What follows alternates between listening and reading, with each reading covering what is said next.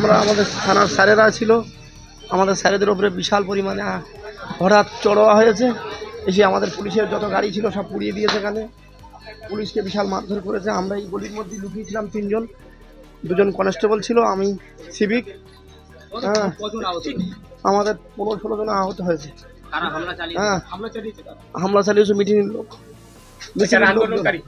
হ্যাঁ, কিভাবে হামলার ঘটনাটা ঘটলো? এখানে আমরা ডিউটি করছিলাম, রাস্তা অবরোধ করেছে। আমরা বলি রাস্তা ছেড়ে দাও, রাস্তা অবরোধ করো না। হঠাৎ আমাদের উপরে চলুয়া হয়েছে এবং আমাদেরকে বিশাল মার মেরেছে এবং আমাদের যত গাড়ি টাড়ি ছিল সব পুড়িয়ে দিয়েছে। সংখ্যাটা কত ছিল তাদের আন্দোলনকারীদের? প্রায় 5-7 হাজার। আর আপনারা পুলিশ ছিলেন কতজন? আমরা পুলিশ ছিলাম 30-32 জন মতো। কি দিয়ে মারধর করা হয়েছে আপনাদেরকে? লাঠি চার্জ করেছে, আমার লাঠি মেরেছে, ধরিয়ে দিয়েছে, পেট্রোল এসে গাড়িতে সব। ওরা কি পেট্রোল সঙ্গে নিয়ে এসেছিল? গাড়িতে পেট্রোল, ওদের সব ওই পেট্রোল ছিল গাড়িতে, ওই জন্য সব জ্বালিয়ে দিয়েছে। আপনাদের কতজন আহত হয়েছে? কতজন আহত হয়েছে? কষ্ট হচ্ছে খুব স্যার। কতজন আহত হয়েছে আপনাদের? পিটির চালে স্যার আমার ব্যথা স্যার।